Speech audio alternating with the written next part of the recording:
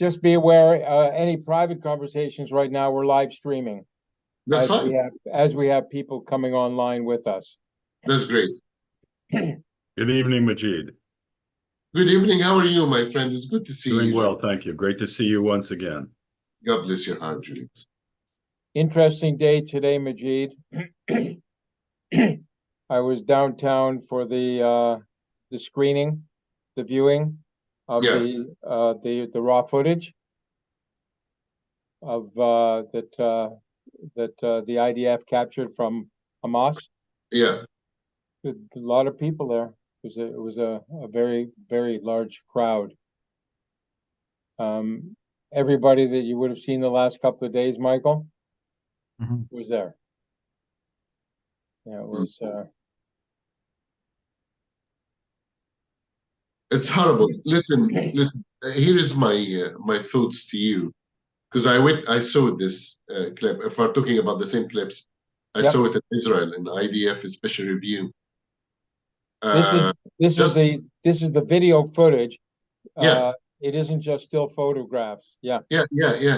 I know exactly. 45 minutes, 49 minutes, something like that. Yep. You got it. So it's because I saw what you saw. Here is my always advice: just protect your Jewish soul from hatred. You understand what I mean? Yeah. I came out of this review with a heavy-hearted how I can love again my enemy. You understand what I mean? How I can restore my faith in humanity again. So always my advice to anybody that will go through this session: protect your soul. Never allow your enemy to change who you are. Just stay pure soul, pure spirit, you know? Yeah. This will be my main point. Gives a whole new meaning to hatred, though, eh? Yep. It's very difficult to see all of this and to be like just normal after that. It's just impossible. So we have to protect our souls from hatred. That's all, from darkness. That's all. We'll give this a couple more minutes as we have people that are filtering in. Yeah. And we're also on live Zoom, Majed. So it's broadcast out on the Zoom, the live streamed. That's great. It does mean that we cannot make any dirty jokes or anything. The only dirty joke we can tell is the one about the boy who fell in the mud.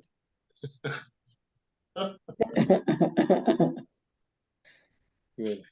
It's unbelievable. Michael, how was your day? You know, it's almost the end of the week. Yeah, so something to look forward to. A lot of good words from the commissioner, Karik, about the event the other night. But everybody that spoke did a wonderful job, and certainly was proud of everyone. Yep. OPP did a great job with their ceremony. I'm sorry to interrupt the conversation for a second. I see here Alan Mostian. By any chance, this is not your father, Mike? It's not his mother. He is. So we've done the DNA testing. So he's my father. Mr. Mostian, I need to tell you, I know your son for many years. Can you hear me? I can hear you. Yeah. Oh, I'm unstable. Yeah, this is my father, Majed. This is my father, Alan. So, Mr. Mostian, I need to tell you, I know your son for many, many years, and sometimes we don't speak often because life is busy. But when it comes to crisis, he's the most active Jewish leader I ever met in the country. So you should be very proud of your son, Mr. Well, we are very proud. We are very proud of him. But you know, you can't say too much when he's in the room. Well, me and you will have a cup of coffee later on. Don't worry about it. It's about 7 minutes after 7. So one more minute as people are filtering in, and we will begin. You okay with that, Michael? Yep, that sounds good, Aubrey.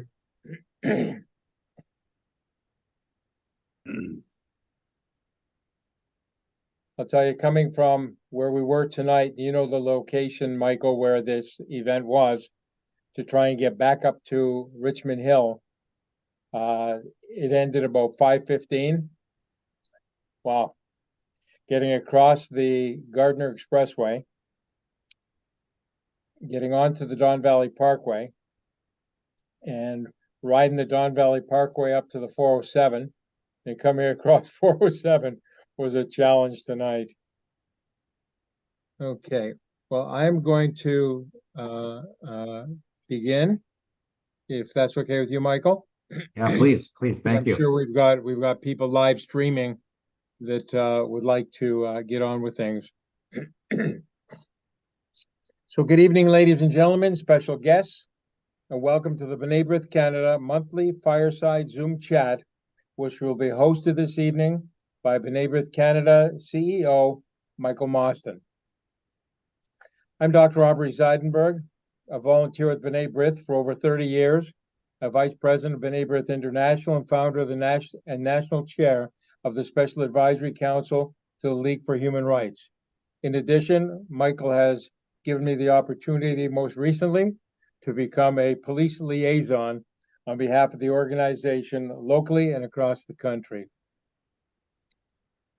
These monthly events are part of a series done in conjunction with our League for Human Rights, which is comprised of over 35 committed liaisons to the diverse multicultural communities, the collective minorities that are the new majority, the new face of Canada. The Advisory Council is now in its 20th year and brings together community leaders under the umbrella of B'nai B'rith in an unbreakable friendship as friends of the family we choose for ourselves. In addition, for the last 9 years, I've co-chaired with the head of intelligence and organized crime, the York Regional Police Chiefs Community Advisory Council. We're fortunate to have members of the B'nai B'rith Advisory Council, numerous senior police officers, and numerous senior police officers. Our integrated strategic Community Advisory Council deals with organized crime, terrorism, guns and gangs, drugs, vice, and human trafficking.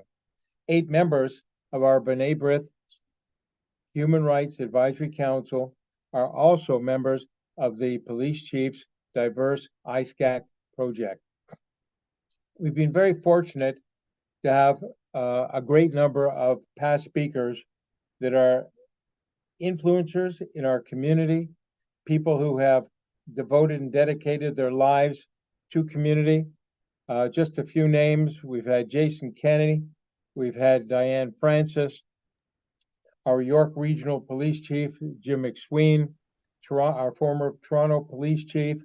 We've had former Mayor John Tory, Tom Carrick, Commissioner of the Ontario Provincial Police, the Solicitor General of Ontario, Michael Kersner, retired Canadian Senator Jerry Grafstein, and most recently we've had the Israeli Consul General in Toronto and Western Canada, Edith Shamir, and Melissa Landsman, who is an MP and Deputy Leader of the Conservative Party of Canada. We've also had Phyllis Heidemann, who is currently the President of the March of Living. I should mention very quickly that Michael and I had the good fortune just a couple of nights ago, it being Hanukkah, to be involved in the second year that the Ontario Provincial Police have actually done a menorah lighting ceremony. And on the first night of Hanukkah this year, we had probably 50, 60 representatives of the Ontario Provincial Police, a project that was advanced by Tom Carrick, the commissioner. We had just about all of the deputy commissioners, making it very clear of what their support is for the Jewish community. Michael Mostyn was a guest speaker that evening and did a wonderful job in addition. I'd like to introduce now Majed El Shafie. So if each of you would put your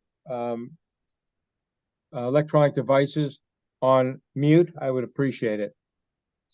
Majed El Shafie, who's a dear friend for many, many years, is the founder of One Free World International, was an Egyptian-born Muslim who traveled to study law outside of Egypt and found Christianity in his heart through the new friends that he had made.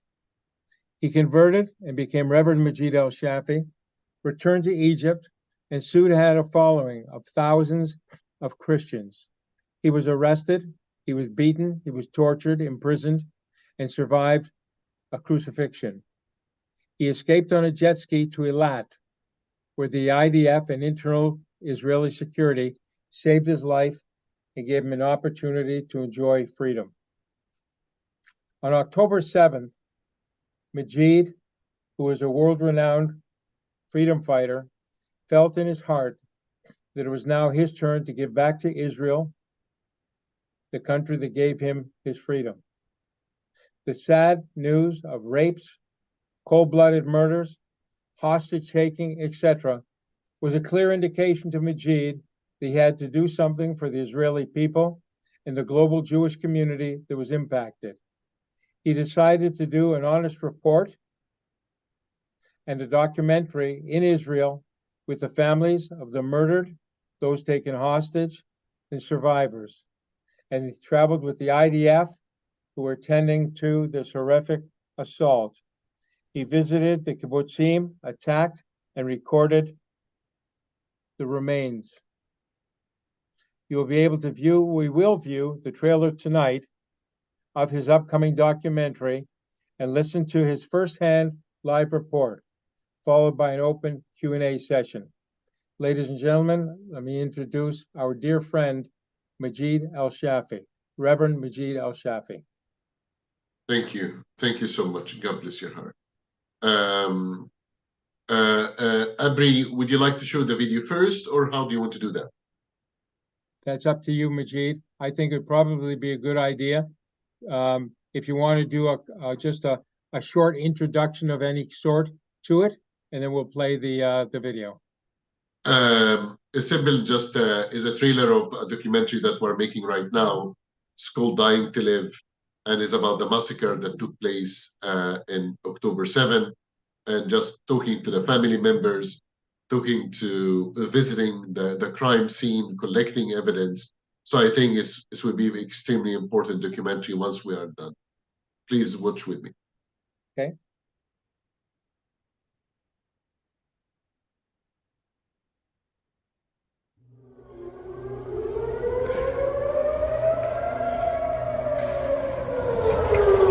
We are here in Siren, in Tel Aviv, and you can see the people running.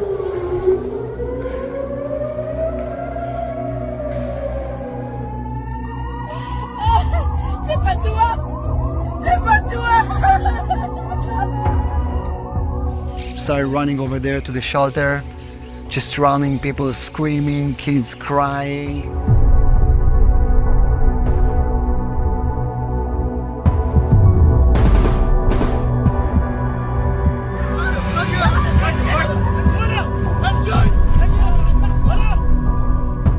Saw a video that Hamas uploaded of my cousin's son Erez in their hands. They were kind of dragging him down the road in holding both his arms at gunpoint. And I think that's when the nightmare became real. You can see here the bedroom. Bullets, machine guns, and this used to be a bed. Children used to sleep in this bed. For the past few years, we've been looking with a lot of hope to a new Middle East. We're peaceful people. We don't want to fight a war. We're fighting a war that we have no choice but to fight.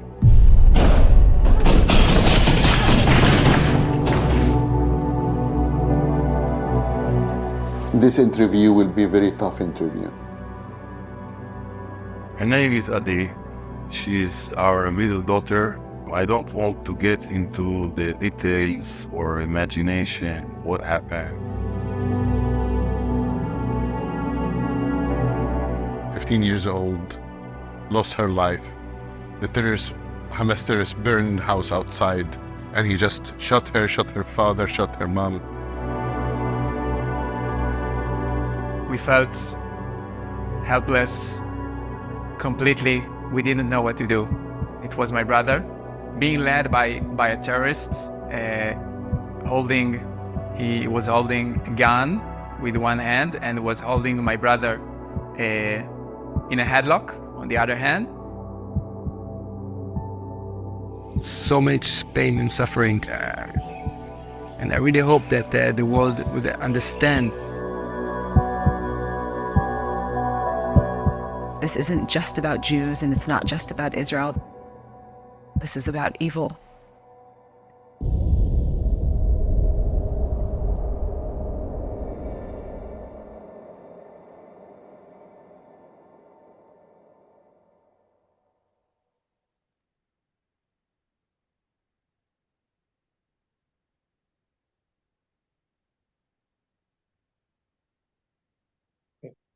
Abri, can everybody can hear me now?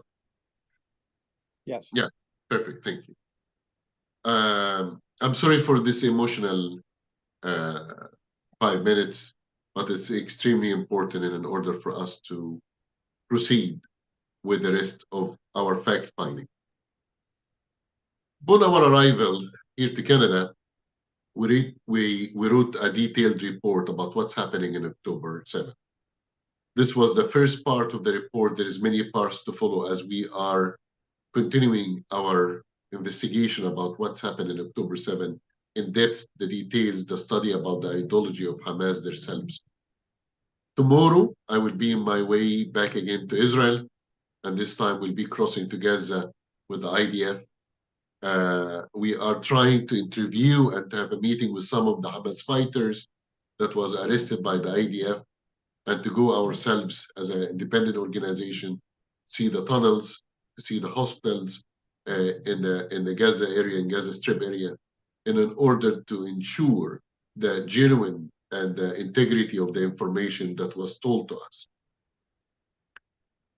Let's start by, I would like to thank Abri and his beautiful wife, Deborah. Both of you been nothing but a family to me, really. I'm not underestimating when I say that. Abri is always very kind, pointing my good friendship with him and the situation that we was putting in the last 15 years or so, that I was always there for him. But what he doesn't mention, that he also been there for me, he and Deborah, when I needed both of them. So I want to thank you very much for your brotherhood, not just friendship. Michael Mostian, I was just talking to his father, Alan, and I know Michael for many years, and I would tell you, and I'm not here to compliment anybody, is the truth. He's maybe the most active Jewish leader I ever witnessed, especially in the time of crisis. He's very active without the crisis, so imagine with the crisis. And yesterday when I met him in the consulate, I told him, do you see your family? Do you see your wife and your kids? So by all means, Michael, to see you today, I know that the Jewish community in a safe hand, because there is people like you in our midst here in Canada. So I thank you for that as well. Now, when we're talking about my relationship with Israel to start with, you need to know that I converted from Islam to Christianity when I was 18 years old. In the age of 20, I had to escape the death penalty and the torture in Egypt. And when I did that, I stole a jet ski from Taba, Hilton Taba, all the way to Princess Hotel in Eilat. And that was my journey in knowing what is Jewish, what is mean the state of Israel. As a boy, as a young man, when I was 9 years old, my teacher in the history class was talking about one day we'll have a war with Israel, the peace agreement, nothing but hudna. Hudna is mean temporary peace. I was 9 years old. So I raised my hand and I asked, why are we talking about war if we have a peace with them? Very innocent question from innocent little boy. and my punishment that I was hit with a stick 5 times in the left hand, 5 times in the right. When I went to my mom crying at home, she said, "Are you crying because it's hurt you?" I told her, "No, I'm crying because I don't know what I was punished." And I will never forget this beautiful woman looking at me straight in the eye. And she said, "Son, we never hate anybody. We never hate anybody." Next day, my mom went to the school. She kicked the door open and she kicked the ass of this teacher, this history teacher. I promise you, never mess with an Egyptian wife, Egyptian mother or a Jewish mother. So both of them, the same DNA, I promise you that. Anyway, but this was my first time, communicating about Israel per se. When I crossed the border and God used Israel to save my life, and now I'm here in Canada after many years, when the war started, I felt that I have an obligation to explain the truth to the people. Now imagine, most of the evidence about the event that happened in October 7 was presented by Israel as a state or by the Jewish community as diaspora. There is no one event was presented from the Arab community. None of them was presented from non-Jewish community. So it was important rule that an Egyptian, Christian, I'm not an Israeli, I'm not a Palestinian, I'm not Jewish, I'm not a Muslim, that can come in the midst and show the truth. No, now, not taking any sides, but simply mentioning the truth and the facts. In October 7, around 6:30 a.m., Hamas attacked the south border. Now, when Hamas attacked, they had only one element in their mind, basically to kill everything in their ways.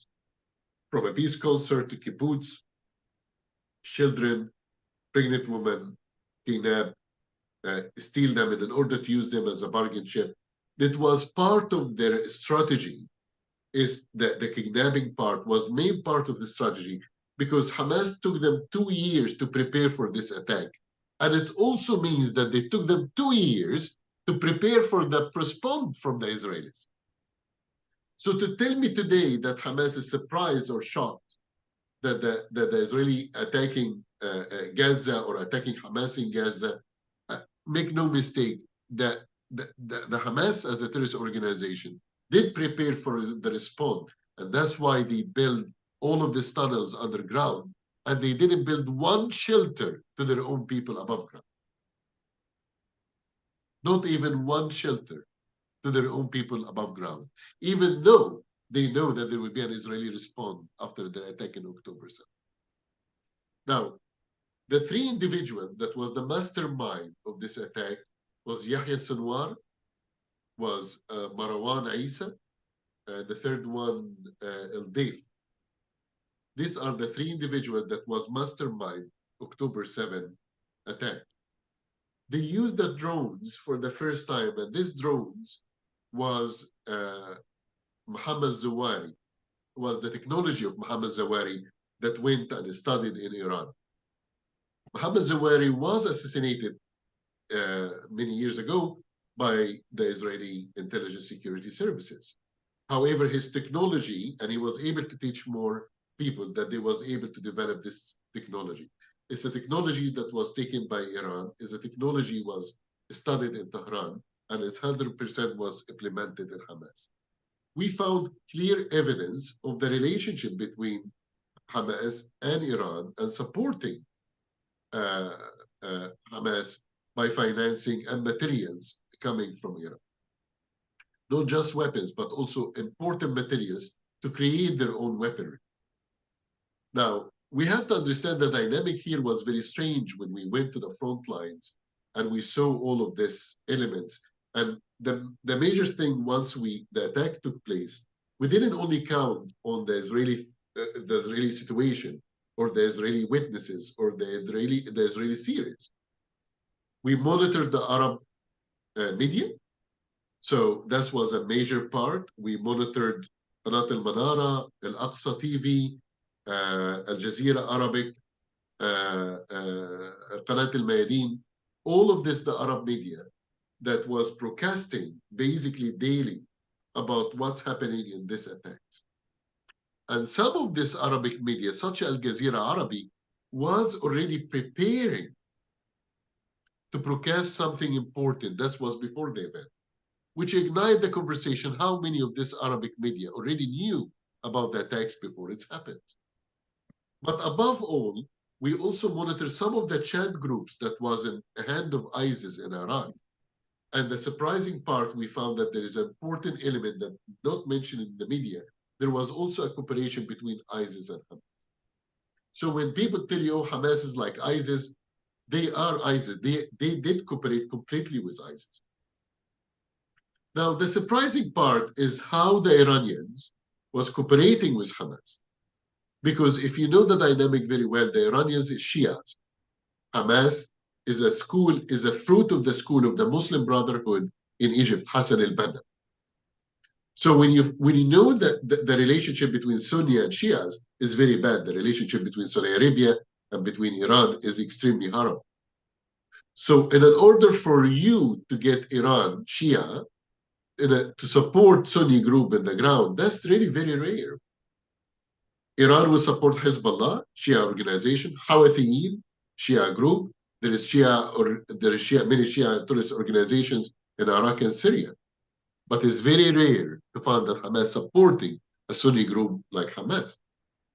So this marriage, this unholy, even marriage, is what we see the fruit of October 7. And why I'm saying this today?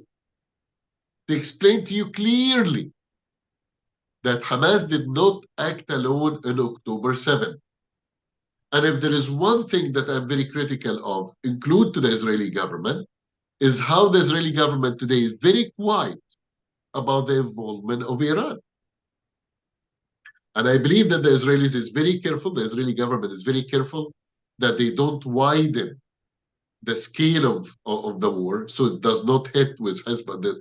They don't have a direct collision with Hezbollah, even though Hezbollah firing rockets every day, as me and you talking right now, drones and rockets. I have here on my phone an app. Every time any rocket get fired at Israel, my phone rings. So I see daily between 18 to 25 rockets, or from Lebanon, or from Hamas, is being fired, or from the Houthis. Houthis, we had only 2 incidents. But this is Hezbollah right now firing almost every day. But Israel does not want to have a direct collision because they don't want to widen the war. And definitely they don't want to have a wider war with Iran, at least not at this point. They don't want to open too many battles at the same time, which is extremely wise. However, we have to come to the truth that without Iran, October 7 wouldn't happen. I promise you that. Without Iran, without their finance, without their technology, without the materials that they've been smuggling inside Gaza for the last 2 years especially, but many before that, the attack on October 7 wouldn't happen. It wouldn't happen. Now, Hamas did not act alone. According to our finding, Hamas built a coalition with 1,100 groups in Gaza. We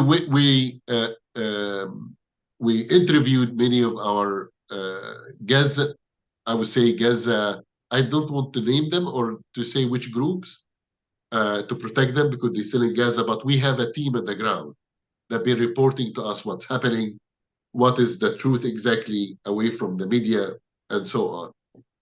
But according to our team on the ground, Hamas created a coalition with 11 different groups in the ground in Gaza, which is also a very rare event. So, in Nasser Salahuddin Brigade, Mujahideen Brigade, Abu Ali Mustafa Brigade, El Aqsa Martyrs Brigade, and Omar El Aqsa forces. This is just some of the. This is just simply some of the of these forces that was joined with Hamas, and all of them was training. All of them, 100% was training in the last 2 years, under the eyes and the nose of the Israelis, and the Israelis ignored all the signs. It's very important that we understand that our love to Israel does not blind us to the mistakes that happen from our own people, and in order to learn from this lesson to prevent it from happening in the future. Two things, after we conducted this interviews, monitoring the Arab media, monitoring even the chat groups, the main thing that we found is a direct link between Wilayat Sina, this is ISIS. So ISIS had a branch, and this branch in Sinai is called Wilayat Sina. And during the time of the Muslim Brotherhood, the president of the Muslim Brotherhood, Muhammad, with their own Muhammad, I cannot remember any, like, what was his name, the Muslim Brotherhood president before Sisi? Anyway, obviously nobody remembers, so I don't blame Morsi, I think, wasn't it? Muhammad Morsi. Morsi, you're right. So during Muhammad Morsi, Wilayat Sina was created. And after Sisi took over as an army, they had great clashes between both of them, and he was able to flush them. But when he flushed them, they ended in Gaza through the tunnels. And it created a lot of sensitivity between Hamas and the Egyptians. And quite honestly, I think that Egyptians and the Israelis was cooperating militarily during this time better than any other time in the history. But Wilayat Sina remained in the hand of Hamas, and that's when they was cooperating, and that's when they was trying to teach them, basically. So the majority of the beheading, even the drugs that was used, was given to their fighters on the ground. All of this was techniques of ISIS 100%, and I recognize it because I saw ISIS in Iraq and Syria. I negotiated directly with them in order to release the Yazidi girls and to help the different minorities there was under their hands.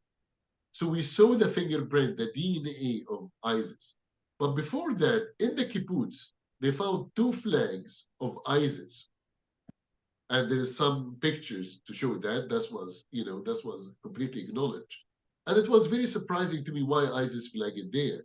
So the more we dig, we understood that some of the ISIS fighter directly was cooperating with Hamas, and was teaching them the art of how to commit crimes against humanity and to be proud. Now, after this fact findings, 2 things really surprised us to the core. Number one is the rejoicing of this murder from the locals. And this is something very important because it's not mentioned in the media. When the media tell you Hamas is different and the Palestinian people is different, I have an issue with that. Number one, we saw how the local rejoiced when they brought back dead body, when they brought back hostages. We saw them how they was giving chocolates in the street and celebrating them. We saw as well, and I heard one of the phone conversations, so one of the videos that one of the Abri was telling me that you went today to the special screening, was a phone call of a boy was talking to his father. And after he killed a Jewish man and beheaded him, this Arab Hamas boy was talking to his father on the phone. And I heard the conversation. And because I'm Egyptian, I can understand Arabic very well. He was so proud, and he kept telling him, "Father, I killed my first Jew." And his father said, and instead of his father saying, "Shame on you, come home, I'm worried about you that you will be killed," his father said, "I'm proud of you, carry on." And to hear that life, to hear that, it was shocking because it was not possible in a human level. Now, I'm not trying to dehumanize anybody, excuse me, sir. I'm not trying to demonize anybody.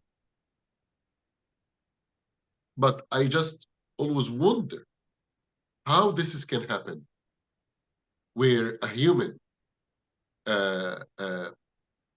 father can say this to his son.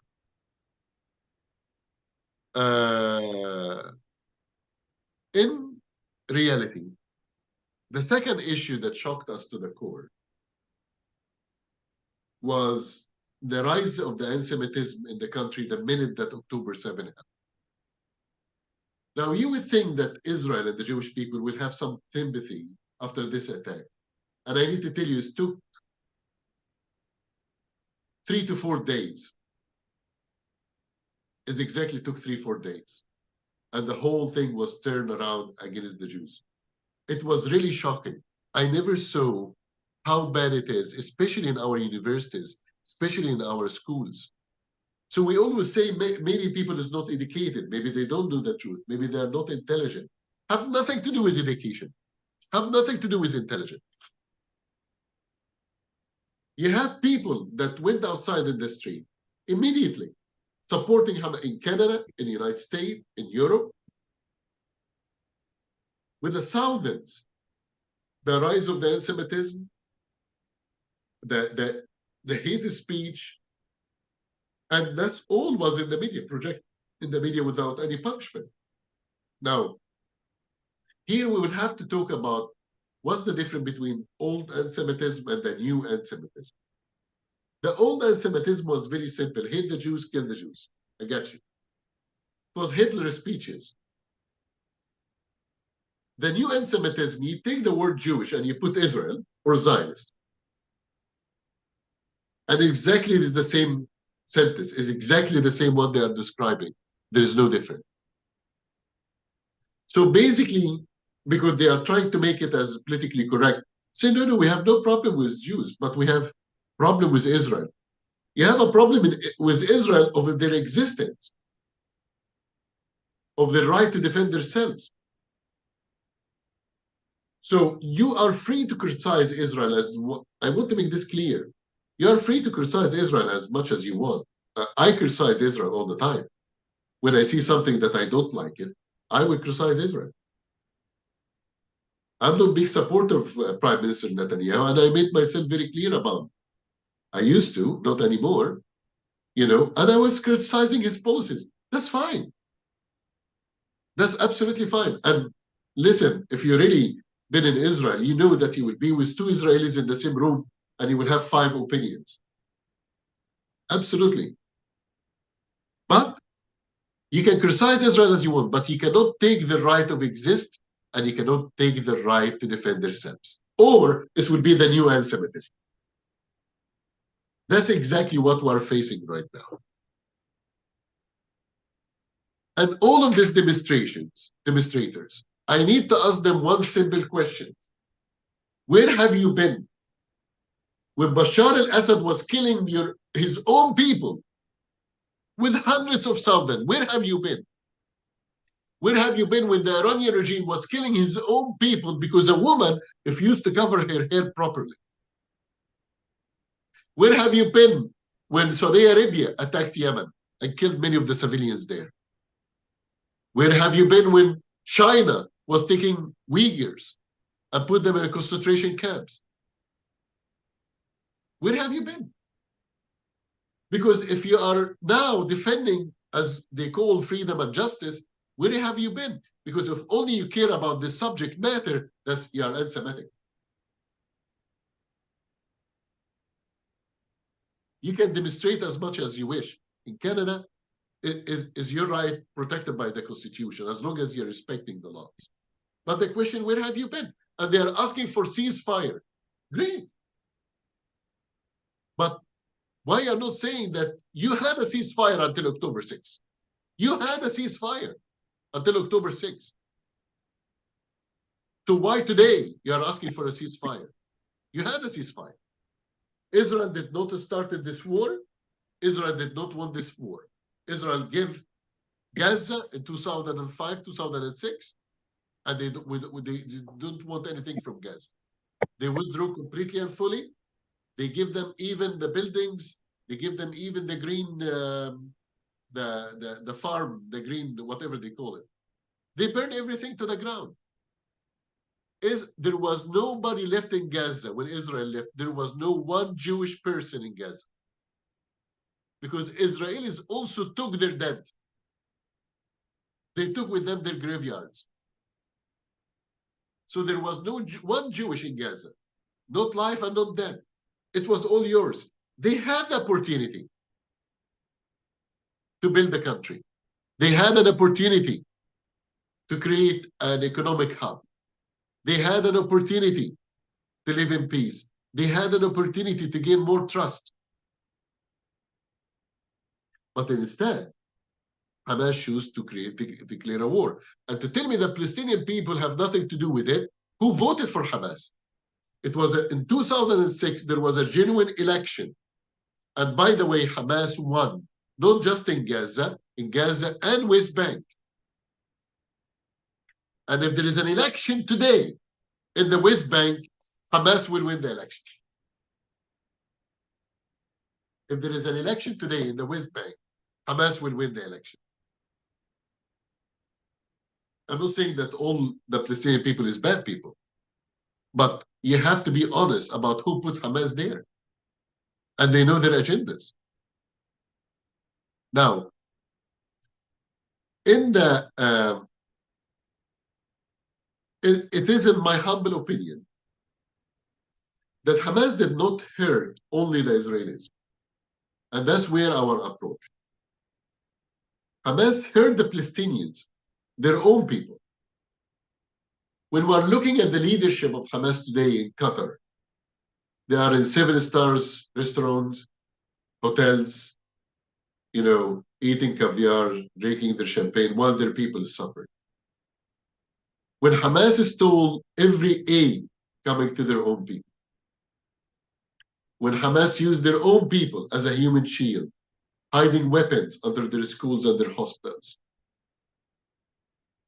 when Hamas refused to fight even for their own people of just fighting for the leadership, they even took the oppositions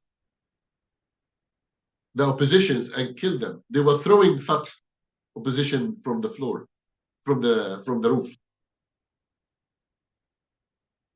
No women rights, no children rights, nothing. Hamas hurt their own people more, I believe, more than they hurt the Israelis. I'm telling you the truth. And today, we are asking that you free Gaza from Hamas. We want to free Gaza from Hamas. That's what we want. When you are telling me from the sea to the river to the sea, Palestine will be free. What we do with all of this? More than 11 million Jewish. What we do with them? How many Jewish now in Israel? Abri, you are muted. You are muted. I think we'd see the count somewhere between 8 and 9 million people, Jews. 8 and 9, not 11. I thought we reached 11. Maybe I'm mistaken. What we want to do with this, unless you are advocating for a genocide. And let me put it very clearly: if Hamas drop their weapon today and surrender, there will be a peace tomorrow. But if Israel did the same thing, there will be a second Holocaust.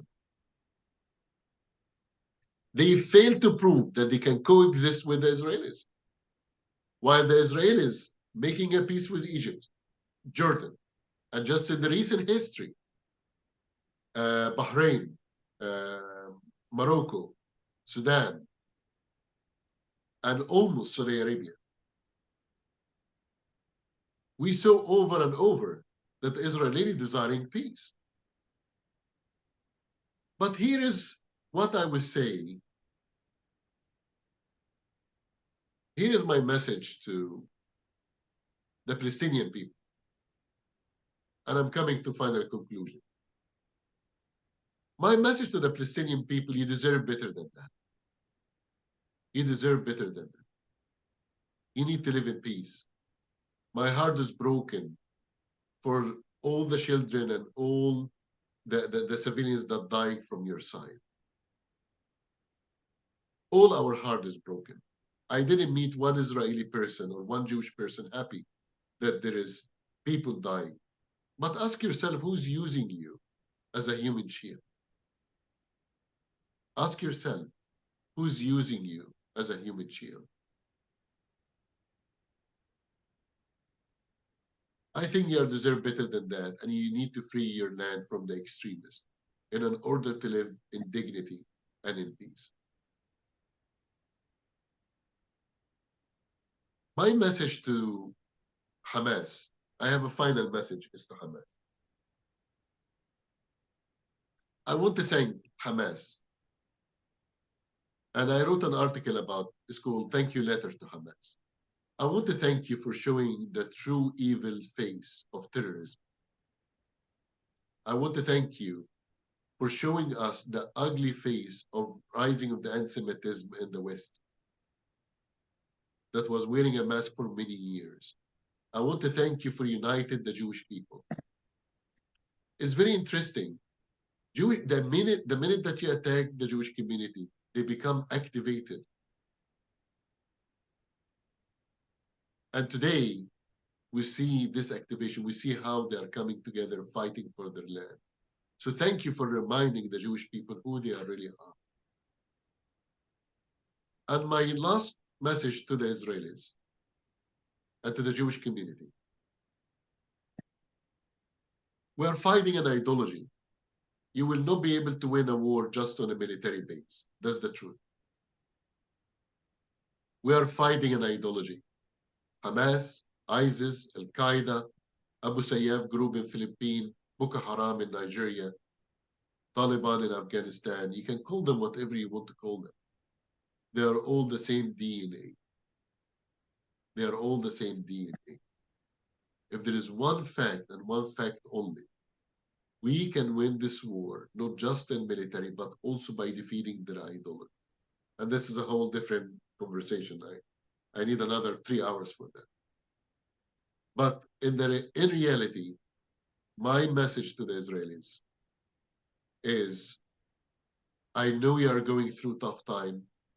I'm sorry for the victims. I'm sorry for the people that get massacred for no guilt at all, except that they are Jewish.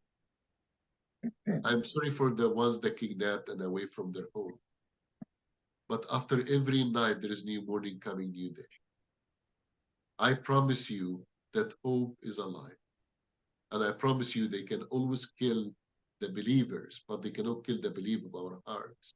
They can kill the dreamer, but no one can kill the dream. Thank you very much for having me. I'm done. If you have any further questions, happy to answer. Majed, thank you. Let me turn it over now to Michael, who will handle the questions that will come from our participants this evening. Yeah, thank you, Aubrey, and thank you, Majed.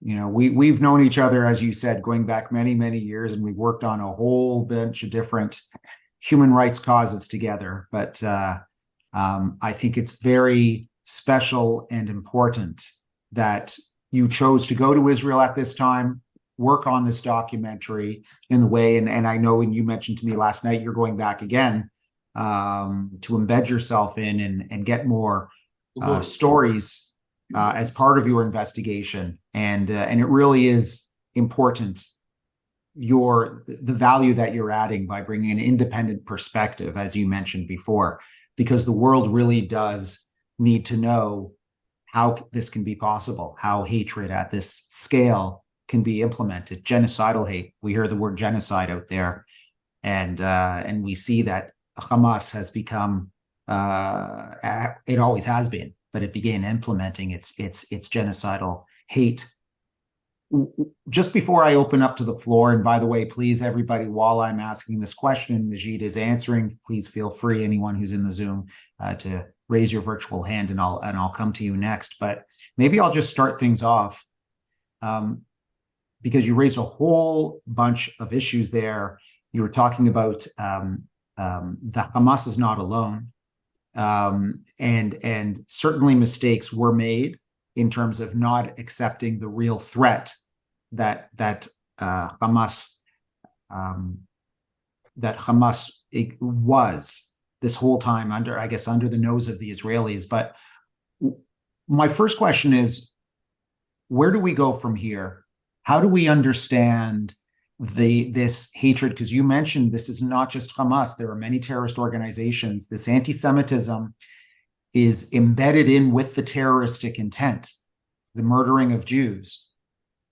Ideologically, is there a solution? I mean, you said yourself, people are going to vote for Hamas even in the West Bank. So what do you have a strategic idea in terms of how do you defeat that hate, that genocidal intent from Hamas and like-minded terrorist groups? Yes. One of my trips, I'm going to Israel tomorrow, and one of my meetings will be in the school of senior officers of the IDF, and we're discussing the ideology of Hamas and how to defeat the ideology. It's not just the ideology of Hamas, it's the ideology of the Muslim extremism. We have to understand that this is what we're talking about, regardless the name of the organization, which is extremely not just dangerous for Israel, it's dangerous for the West, for democracy in general, it's dangerous for any civilization, and quite honestly, it's dangerous for the Muslim community. Because once they are done from me as a Christian, once they are done from you as a Jew, and once they are done from the Hindu and Sikh and the atheist and the LGBT community, once they are done from all of us, they will start to look for the Muslim guy that refused to grow his beard, or the Muslim woman that refused to wear her hijab. So they are dangerous, even for their own people. Let's just make sure about that. It's a very complicated answer, and I don't want to make this answer longer than it should be. In a very short sentence, we have a strategy, not just coming from us as an organization, but coming from the knowledge of the culture, of the religion, my own personal experience as a grown-up Muslim myself. But the ideology that we're dealing with have to be hand by hand with answering the questions that in the Quran, the problem that we keep running around the bushes.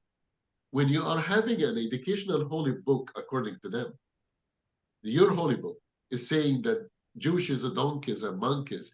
How can you win something like that? And this is in the Quran. And if somebody would like to debate me right now, I have a copy of the Quran. I will show it to you. I will show you where it's written. In Hadith, which is the Sahih al-Bukhari, which is the second, what the Prophet said, their Prophet Muhammad said and done. One of the signs of the end of the day is that the trees and the rocks will speak about, there is a Jewish behind me, come kill him. And this will not happen until all the Jews is killed, the end of the time. So how can you fight this ideology? This ideology have to be fought by 4 or 5 different weapons, and it have to be gone at the same time. Economic solutions, because when you are taking from them everything, they have nothing to live for. We have literally to bribe them, if you want to add. There must be a debate of what is the religion, and go through the details of the religion, and make sure that we have the Muslim community, the secular Muslim community, or the, I don't know what they call it. I hate this sentence. I hate this explanation, this category. What do you call them? Moderate Muslims? That's what they call them, moderate Muslims? I think that the word that I want to use is Muslims that they are really want peace. Moderate or not, I don't know the definition of moderate Muslims, quite honestly. But Muslims that will be willing to sit down and say, no, that's not what the religion said or done. You have to fight this ideology on the ground, in the social media, with the young, show them the truth, show them the world. Show them that there is something better that they can live for than 70 version after you die.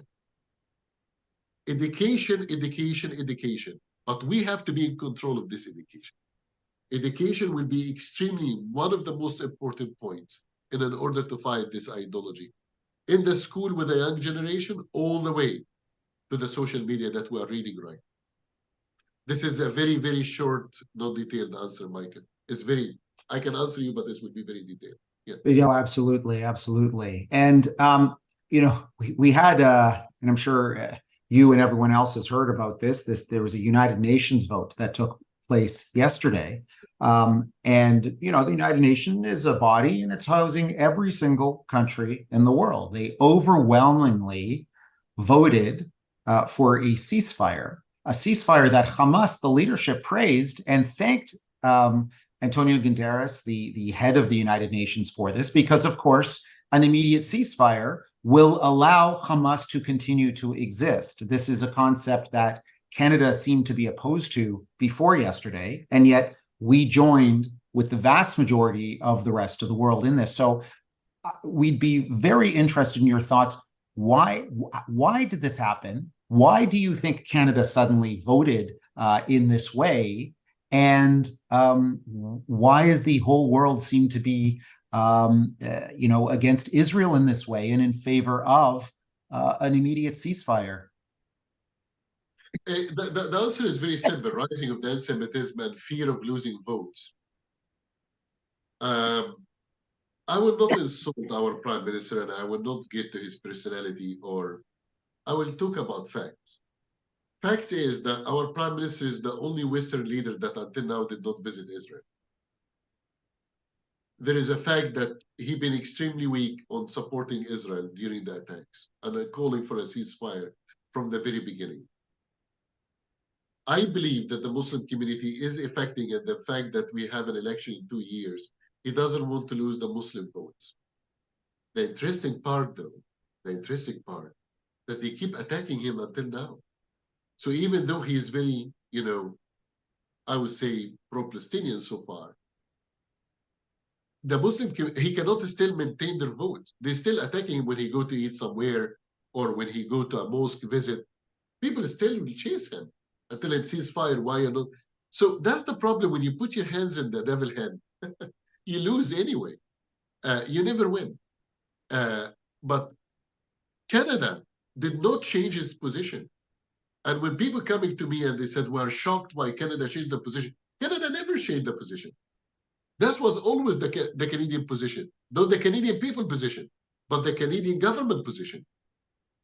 The Liberals very clearly thinking more about the next election, more than doing the right and wrong, more focusing on what's right and what is good and what is evil, what is right and what's wrong, what's dark and what's light. And as long as they are caring about their political agenda, they will not be able to speak the truth.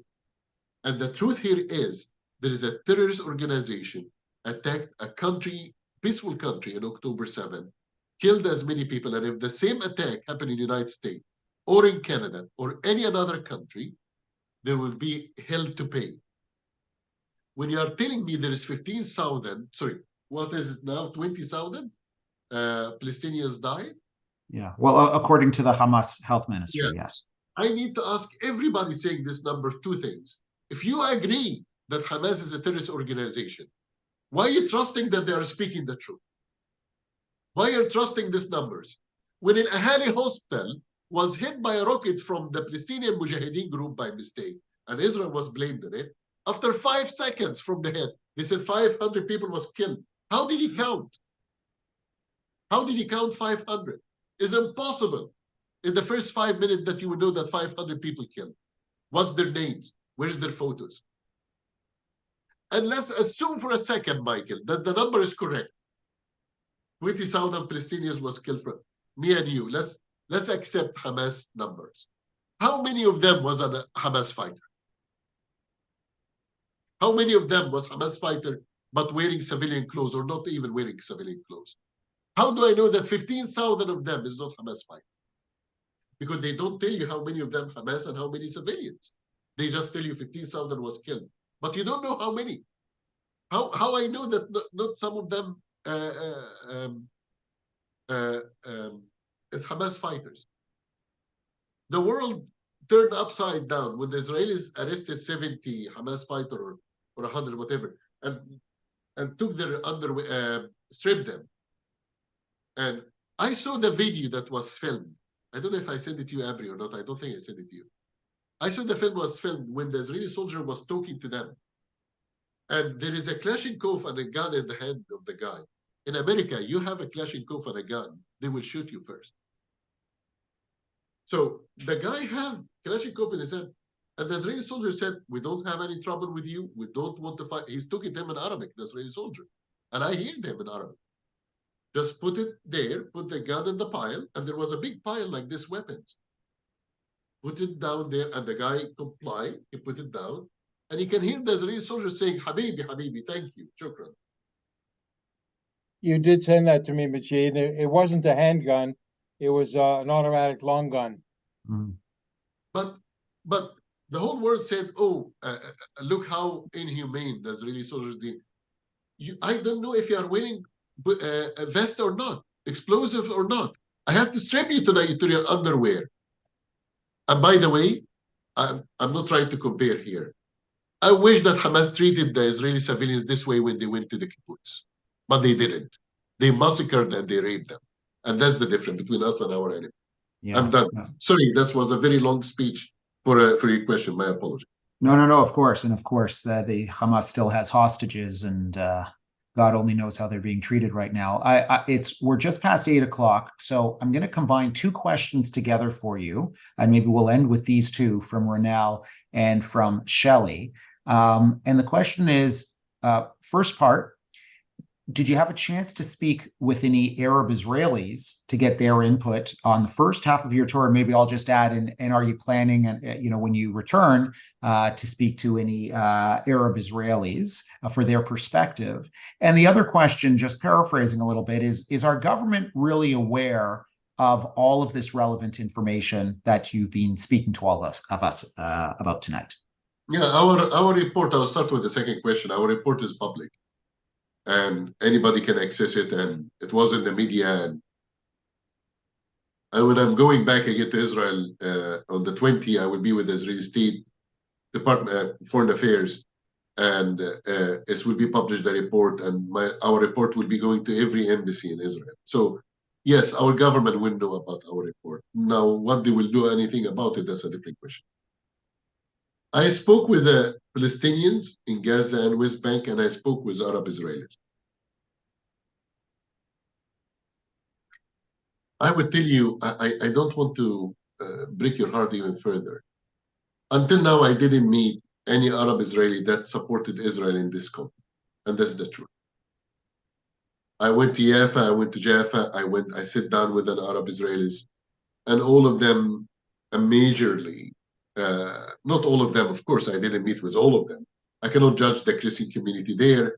I cannot judge the Druze, the Badu, which they are, by the way, the Christian community and the Druze and the Badu is joining in the policing forces and in the army. So I cannot put all the Arab Israel down. Some of them actually was also hurt in October 7 and was kidnapped. So I killed. So we don't discriminate against anybody. But the majority that I met, especially within the Muslim community, was actually happy about October 7 and supporting the Palestinians, sadly, but that's 100% true. Yeah. Well, really appreciate it, Majed. And just before I turn it back over to Aubrey, I'd just like to say thank you. Thank you for going back. Thank you for everything that you're doing right now. It's we need, and Israel needs, and the Jewish community worldwide and here in Canada, we need support. And so thank you for your friendship, and thank you for everything you do. We are together in this. You are not alone. Thank you. Aubrey. Thank you, Michael. Majid, you are an angel among us, a very special human being. We had the great pleasure of originally meeting yourself, me, and my wife, Deborah, in Ottawa, when we were positioned to sit together at a human rights breakfast that one of the greatest prime ministers in the history of Canada, Stephen Harper, put together. And we have had an inseparable, unbreakable friendship for this last 15 plus years, for which I thank you so very, very much. Just a little bit of upcoming is to let you know that, first of all, thank everybody, all the participants tonight. Thank you from wherever you are across the country, the live stream and the Zoom call folks that are with us. But just a little bit of housekeeping. We've got some wonderful speakers booked coming up in the new year. January, we're going to stay off the air in that most people are enjoying their holiday season with their families. And we wish everyone a very happy, healthy holiday season, a wonderful New Year. Whatever your Festival of Lights is, we wish you the very, very best with your families. In the new year, in February, we now have the new Toronto Chief Police, Myron Demkew, who has shown himself to be a great friend of the Jewish people. He has done a wonderful job here in Toronto in defending our streets during all of these rallies that have taken place. Following that, we've got Pastor Judith James of the Revival Time Tabernacle Ministries, another friend of ours, reflective of the diverse communities. After that, we'll have the Order of Canada recipient, Jeannie Becker, who will be discussing her life and her recent battle with cancer and being a survivor. And last but not least, Dr. Kieran Murphy, who is a world-renowned neuroradiologist, one of the most recognized in the world. He comes to Toronto Western Hospital from Johns Hopkins. He's a specialist in spine and brain interventions, and the work that he has done, he's an inventor. His inventions and his surgical practices are currently used over 80,000 times a year around the world. The man is an absolute genius. He's a wonderful human being, and he very much looks forward to being able to speak with us at B'nai B'rith and offering whatever advice he can with regard to something that is familiar to all of us, or many of us, which is back injuries, neck injuries, etc. And just in a closing remark, I'd like to thank you again for joining us this evening. Please look for our future invitations, and let's all pray for light to overpower darkness during these difficult times, and tonight, especially being the last night of Hanukkah, where the last candles were lit around the world to bring a little bit more light to this dark situation that we're living with right now. Thank you once again, and see you in the new year, and good night.